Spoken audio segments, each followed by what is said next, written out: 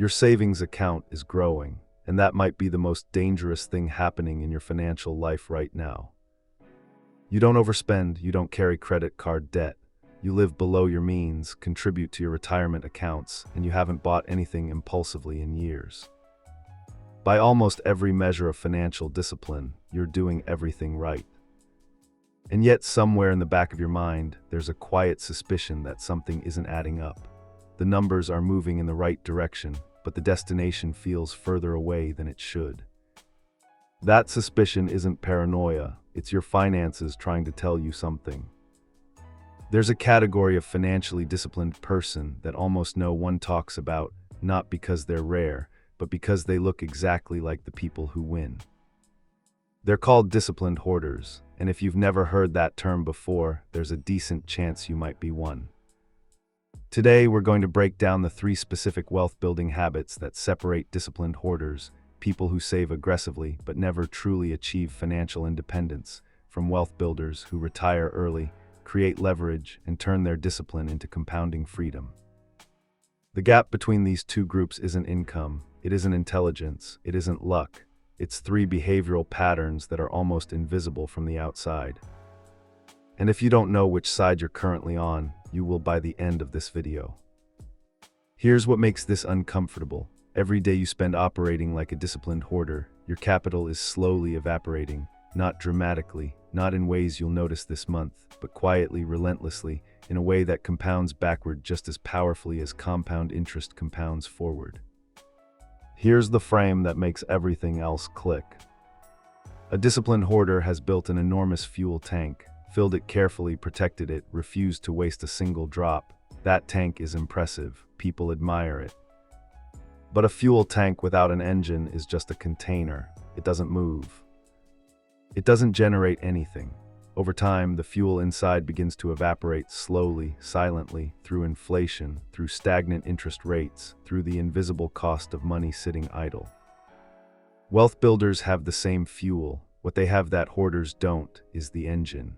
And the 3 habits we're about to cover are the difference between having fuel and building an engine that runs. Ask a disciplined hoarder how they measure financial progress. Almost every time the answer involves a number: total savings, net worth, the balance in a specific account. Something went up. That means things are good.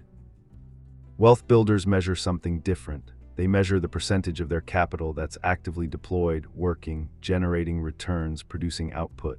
To them, money sitting in a low-yield savings account isn't wealth. It's potential wealth that hasn't been activated yet.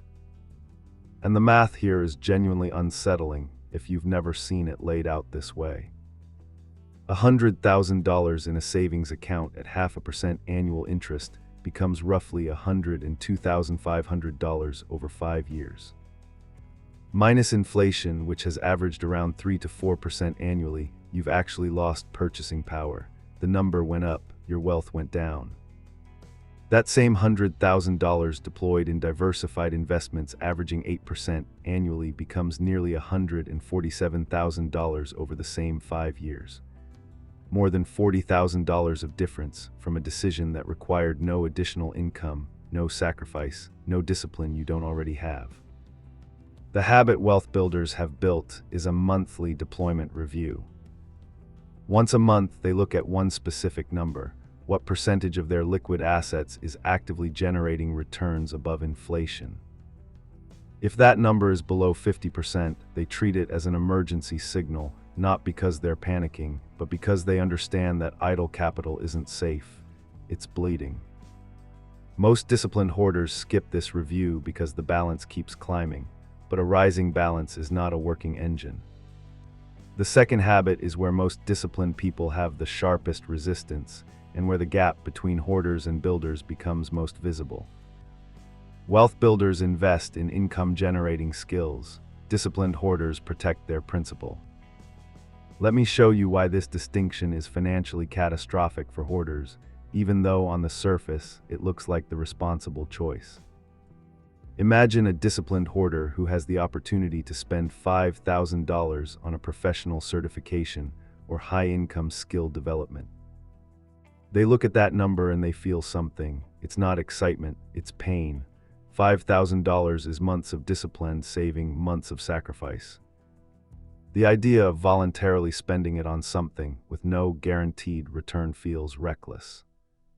So they protect the $5,000, and slowly, invisibly, that decision becomes the most expensive choice they ever made.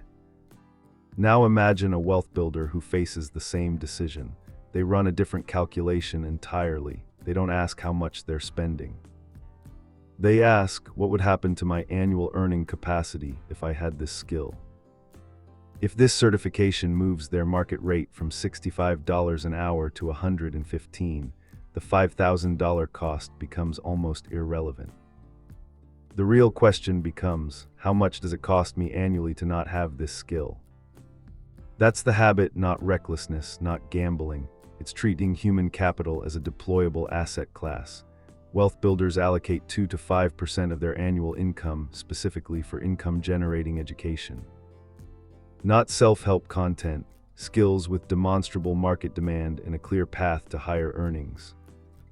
Here's the part that quietly destroys hoarders over time. Their skills atrophy in value as their savings grow in number. The market doesn't reward accumulated discipline, it rewards accumulated capability. And while a hoarder is preserving their $5,000, a builder is turning that same investment into a machine that generates additional income every single year, compounding not on interest, but on elevated earning power. The third habit is the one most people understand intellectually, but almost no one has built into their actual decision-making. Wealth builders calculate opportunity cost. Disciplined hoarders calculate only direct cost. When a hoarder looks at an expense, they ask one question: can I afford this? When a builder looks at the same expense, they ask a different one: if I deploy this capital here instead of there, what am I giving up? Consider something concrete. A disciplined hoarder looks at a $400 monthly gym membership and sees $4,800 annually that could be going to savings. That's the direct cost analysis, and by that logic, the decision is obvious. A wealth builder runs the same number through a longer lens. They ask what $4,800 annually invested in physical health returns over 20 years. Lower healthcare costs, sustained energy levels that protect income-producing capacity, cognitive performance that directly affects professional output. When the full calculation runs, the gym membership might be one of the highest return investments in their portfolio, not because it feels good, but because the numbers support it. Opportunity cost analysis doesn't mean spending more. Sometimes it confirms the frugal choice is the highest return choice. But it ensures every major financial decision is evaluated on total return, not just on what leaves the account. The habit: for every expense over $500, identify 3 alternative deployments for that capital. Then choose the option with the highest long-term return, even if that option is the expense itself. Here's what most financial content won't tell you directly. Discipline is not an asset. Discipline is a capacity, the ability to do the work, maintain the system, hold the line. Without direction, discipline produces increasingly large fuel tanks that never move. The disciplined hoarder and the wealth builder have the same raw material. They've both done the hard part that 90% of people never manage. They've built the habit of restraint in a culture that commodifies impulse. But discipline applied to accumulation creates a ceiling. Discipline applied to deployment creates compounding. Hoarders accumulate, builders deploy. Hoarders protect, builders multiply. Hoarders measure success by what they kept. Builders measure success by what they generated. And perhaps most importantly, hoarders experience their wealth as fragile, something that can be lost, spent, diminished. Builders experience their wealth as generative, something that produces output independent of their daily decisions. That shift in experience from preservation to production doesn't happen because of higher income. It happens because of these 3 habits applied consistently until the engine runs without you having to push it. If you've been operating like a disciplined hoarder, nothing about your character needs to change. Your restraint is real. Your discipline is a foundation that most people will never build. What needs to change is the question you're asking your money. Stop asking how much you have, start asking how much of what you have is working. Stop protecting your principal as though the number is the wealth. The number is not the wealth, the output is the wealth. And before you invest another dollar in a savings account, ask yourself, is this a deployment decision, or is this just the financial version of hoarding, organized, disciplined, and quietly going nowhere? Every dollar you've saved represents a decision about the future. The hoarder's version of that future is one where the pile stays intact.